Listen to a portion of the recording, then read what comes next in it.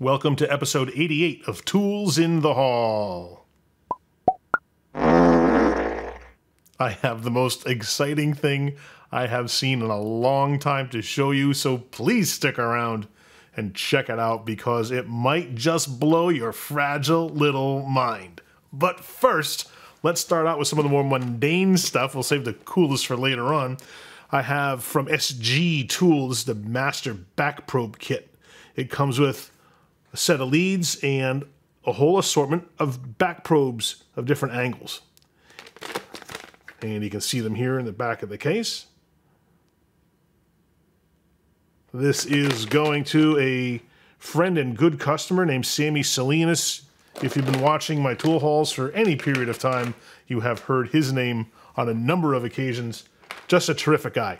And I love him as a person, and as a customer, he's great. So those go to him, and I'll be seeing him this week because I think he was back from vacation. He took a couple of weeks off and everyone missed him.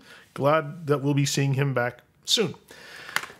From Power Probe, this is a 6-inch long accessory probe for their diagnostic tool. So this will go on a Power Probe 3 or a 4.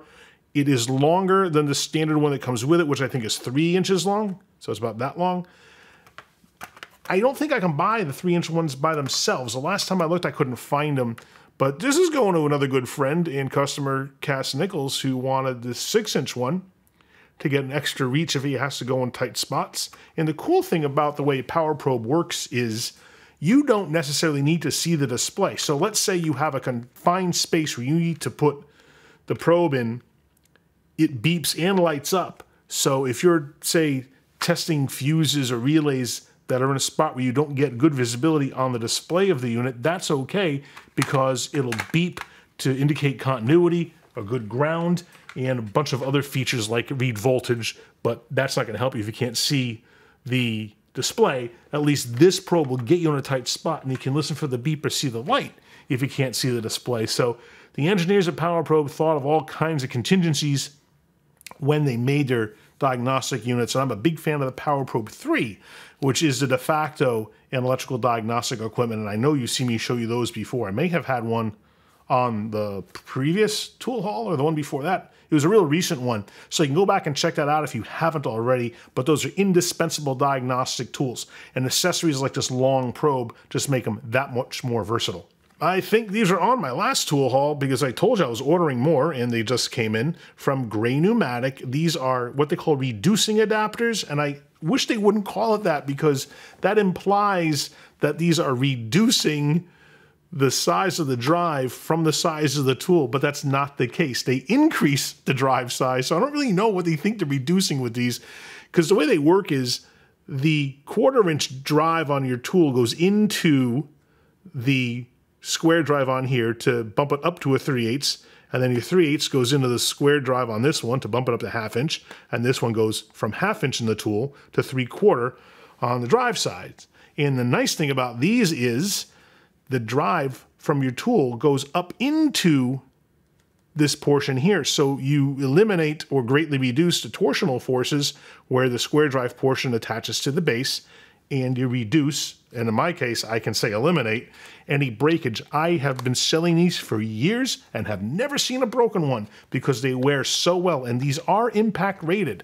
They have magnets on the top and the bottom.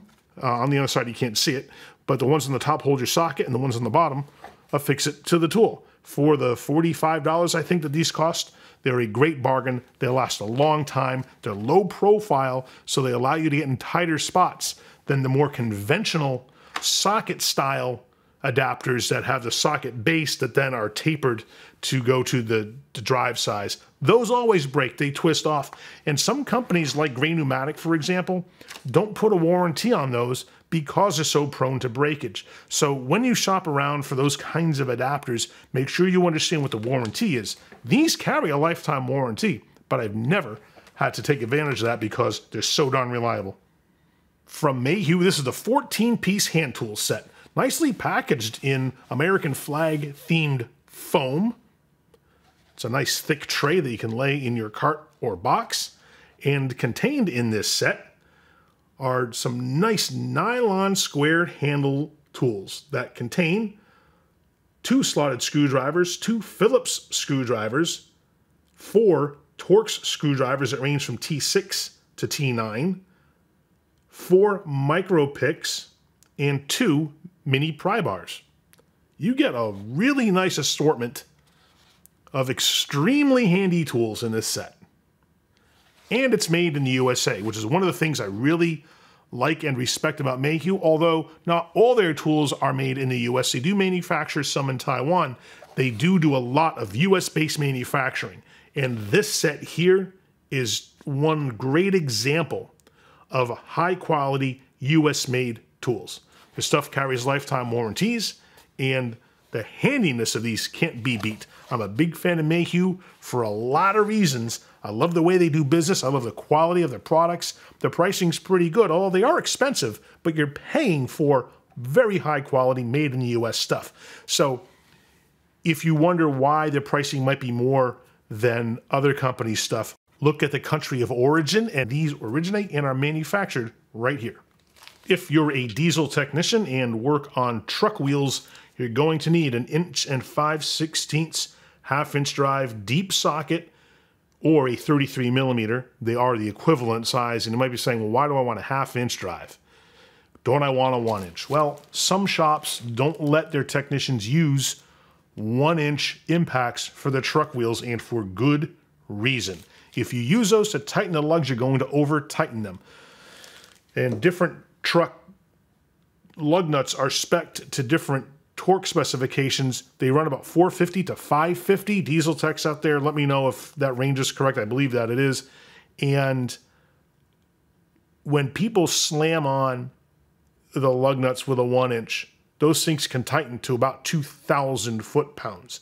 So you're greatly over-torquing, which leads to overstretch on the wheel lug. It leads to breakage. It's not an advisable way to tighten down your lug nuts. Do them by hand with a torque wrench if you have to. But what you're going to see on the flip side is that if someone slams them on with a 1-inch, you now have to take it off. And unfortunately, that means that you have to use a 1-inch sometimes, or you got to really punish your half-inch drive impact to do it. Well, if you use this and you put them on properly, you can torque them down to spec, and then it's an easy job for your half-inch to remove them using this socket. These are the ones from Sunex, and the reason why I get these as opposed to other brands is because these are always in stock, easy to replace under warranty, and they will break. Just sheer fatigue of using it over and over and over again, they will crack.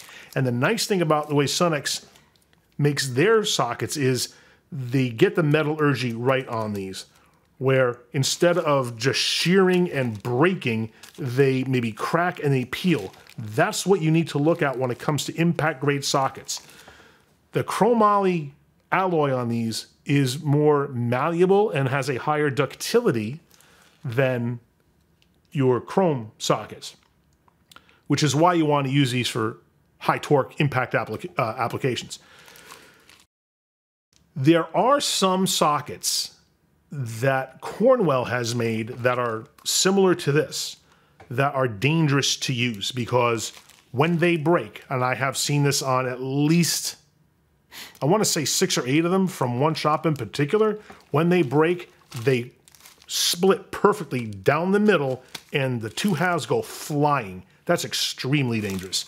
People get hurt, you can lose an eye, or just get injured in the face or some other part of your body, go flying across the shop and hit somebody who's not even aware what's going on.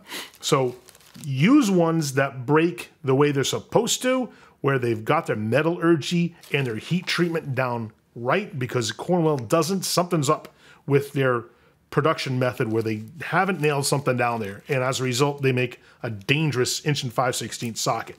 Plus, their prices are stupid expensive. These cost $32 on my truck. Price these out somewhere else. I know Snap-on, someone told me on some other video I made that they're up over $77. Cornwell's pricing, I think, is really high. For $32, a lifetime warranted socket that's going to break the way it should when it's been overworked is the one that you should want to go with. Also look at Gray Pneumatic, also very high quality, But the reason why I prefer the Sunex is because they're easier to handle under warranty. From Vim, this is the half-cut Torx bit set. These adorable little guys run all the way up to T50 from a small size at T10. They come on a beautiful green magnetic rail, and the sockets are held in with not only magnet on the top, but there's magnets on the bottom too, with these adjustable posts. You just unscrew the post and you can slide it anywhere you want along the rail, even slide them out the end there if you want to.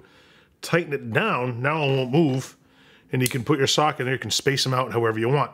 It has this pull ring on the end so that when these are flat in your box and the magnet's holding them tight, there really isn't a good way to pull these up. That's what this ring is for. Just pull them up and pull them out. Strong enough magnet, this will stick nicely to any surface, even a vertical one. And these little guys are pretty tough. I've never had a broken one. No, I've had one broken one, I think, over the years of selling these. Love a lot of things about Vim. And they have these wonderful specialty tools like this that a lot of other companies don't have. Their pricing isn't, I mean, I don't go bragging about it, but I think it's very appropriate for the quality of tool that you get. You pay a little bit more for them, but it's not crazy expensive. And is it worth it? Yeah, it is, because these things are beautiful. They perform well. They look great. And if you need something that's low profile like that, it's not easy to find them from any other brand. Vim really does a good job in finding niches in the market and filling it with specific specialty tools. I'm restocking on Cyclops lights from Maxxeon. These little work lights are awesome workhorses. Blue, orange, red. They make yellow and green. Those were not in my order because I'm just restocking these colors. They have one center LED array, a battery indicator on the back, a swivel magnetic base with a 1/4-20 tripod mount, 720 lumens on high, 360 on medium, and 180 on low. If there's a downside to these, it's that if you stick these up under a car, you can't forget about them and they'll go driving down the road. I recommend take a ribbon or like a piece of landscape tape, tie them to this and let it hang down so that you always see that it's attached to the car and you remember to take it off. The upside is that they have a strong magnet, and it may very well be that your light drives down the road, but maybe down the line you actually see it drive back into the shop someday if the customer returns. That actually has happened, so there is a success story around those kinds of scenarios, rare though they may be, and I would advise you to do your level best to make sure that you remember to take the light off in the first place and don't count on a coincidental return of the light the next time the customer needs service. If you need a compression test kit for gasoline engines, OTC has a few different ones. This one is their basic kit. They have a deluxe kit and they have a few different styles of kits, but this is the one that has the gauge with a long hose, 2 other hoses, and 3 adapters. So you can use this on different sized engines. And this is the basic kit that measures up to 300 PSI. Not much to say about it other than it's one of the more reliable kits. You may have seen similar ones from Lang. Lang manufactures kits like this for Snap-on and Matco, and they private label brand their stuff for other companies. OTC, I don't know if they private label this for other companies. I'm sure they would if a company asked them to, but I know the Snap-on one, for example, is the Lang kit as well as the Matco. OTC quality is very good, and I sell both the Lang and the OTC and some other brands too, but it's really a toss-up between the Lang and the OTC in my book. This kit from OTC runs a little bit less money-wise than the equivalent kit from Lang. So my customer asked me what I had for compression test kits. I showed him the choices and we looked over the specs of each of them. This is the one he settled on because he wanted to save himself a few bucks and still get a high-quality kit. Now, he did ask about the country of origin because he's one of those guys who cares about stuff been made in the USA or not. And I don't know the country of origin for this OTC kit. It may tell me on the bottom. Oh, it's made in China. Okay, so this one's made in China. The Lang ones, I could not confirm that they were made in the US, so we didn't know. And without that knowledge, he decided, well, I'll save a few bucks and go with the one that's less expensive. So I don't know if Lang makes theirs in the USA. If anyone out there knows, please chime in and let me know. And as a result, he's going to get the one that he asked for. And it's nice to be able to offer people a choice like that, whether they want the Lang, the OTC, and I know there's a couple of other brands in there as well. But sometimes if all other things are equal, people just gravitate to price because all are high quality that I have available to me. It's just a matter of choosing what's best for your budget. And now the moment you and I have waited for quite some time. I've had people asking me about these, and I've ordered them. I was just waiting for them to become available because they are a brand new product. And that is the Coast voice-controlled headlamp. This is model RL35R. Combined brightness on high of 1100 lumens. The lowest setting is 13 lumens. And a whole assortment of brightnesses and configurations in between. It is IP54 rated against moisture and dust, dual power, so it runs on the rechargeable cells that are in here, or you can run them on CR123 batteries. And they have a whole bunch of settings and voice controls. I'm going to go over them with you individually. So we're going to take it slow because there's so much to go over, and I just took these out of the box a few minutes before shooting this video, so I'm not 100% familiar with all the ins and outs yet, so we're going to go over it slow. First, they have a battery pack on the back. This is a little clunky, and I wish it was a little smaller because it's going to be tough if you're laying on a creeper to have that thing in the back of your head. So not a big fan of this, but this might be the only downside I see. I think it's offset by all the other features. It has an easy-to-read charging gauge on it, so you can see exactly how much charge is left and how much you have to go when it's plugged in with the USB-C cord.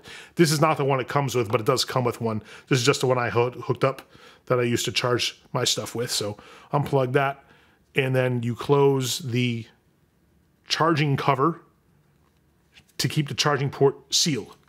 On the back are red LED lights that you turn on using this power switch back here. And the first setting, let me turn this light off here. I have a ring light in front of my camera. If I turn that off, you'll see this better. So if you turn on the red lights, there's a pulsing setting, and it's hard to tell, but when it's not pulsing, you know, see it's off now. So you turn them on, it pulses from low to high, low to high, low to high. If you press it again, it comes on high steady. And you may work in an environment where it's necessary to see you from the rear, and this will help with that. Like firefighter lights are the same way. So there are hazardous environments where you may be in where it's necessary or advisable to have a headlamp that's visible from the back, and this covers that. Up front, you have a headlamp that's adjustable up and down to almost 90 degrees. And I'll cycle through the modes just to show you what they are, and then we're going to show you the voice feature. So they have a perimeter light here that comes on red or white, and then they have smaller LEDs in here that come on green or blue, and then they have a spot and they have a flood, and they have a little thumb wheel back here that you turn to adjust the brightness. So first is their arc light that comes on white, and then you can cycle to red. And if you turn that thumb wheel, you can change the brightness on any of the settings. Right? So if we go back to white, you can see the thumb wheel does the same thing. I can turn on the green LED, the blue LED, or no LEDs, and then this button does the spot or the flood, or both. All right, you ready for this? Put this thing on. You have to make sure that the power's on in the back. Put this thing on, and underneath, oh, I forgot to show you. Underneath is the voice control button. Push that to turn that green, and now the voice control is active. And it's pre-programmed to listen for, hang on, let me turn this back on. It's pre-programmed to listen for all these commands listed here. It's a pretty extensive vocabulary for a light. You precede each command with the word coast, and then you follow that with the command that you want it to do, and the light will do exactly what you tell it. All right. I'm going to run through every one of them. I'm going to try not to blind you with the light. Coast on. And that comes on with a combined spot and flood on the medium setting. Coast off. Coast red. This turns on the red arc. Coast green. This turns on the green LED. Coast blue. Turns on the blue LED. Coast flood. Just a floodlight comes on. Coast spot. Switches over to the spotlight. Coast arc. Just a warm white arc light that comes on. Coast maximum. That's the combined highest setting of the spot and the flood. Coast minimum. Drops it right down to the lowest setting on the flood setting. Now, from here, you can give it additional commands. You can change the brightness by saying coast up, increases by 20%. Coast up, another 20%. Coast up, another 20, and I think there's one more. Coast up, that's it. And then coast down, coast down, coast down, coast down. And then you can tell it to go right to the highest setting by saying coast high. And then a medium by saying coast medium. Coast low. Coast off. I have no idea if this has a practical use or not, but man, is this cool. And the thing that I like most about it is it's this great novelty value, but man, if you're hands-free and you don't like the motion sensor, this is just the thing. The only thing I'd be aware of is once your buddy in the shop knows you have one of these, he's going to walk up behind you and give your light commands. It's going to change on you. So it's great for practical jokes too. But this light is just, I don't know, the coolest thing I've seen in a long time. And the voice activation seems extremely reliable. I tested it out a bunch of times before I shot the video, and it hasn't failed. It's nailed it every time. It pivots down 90 degrees. Nice, comfortable, wide headband.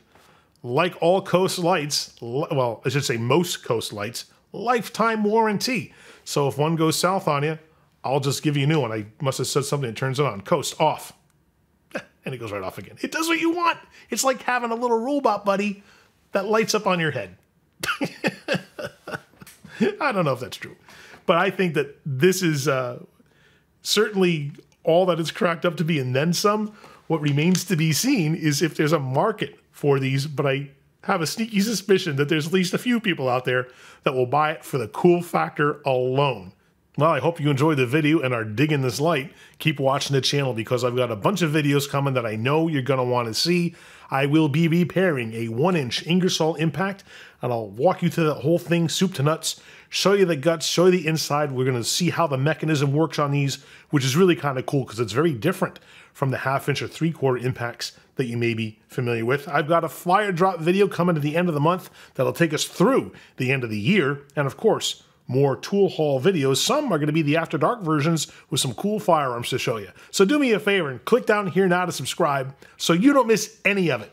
Thank you so much for watching. And remember, use a tool. Don't be one.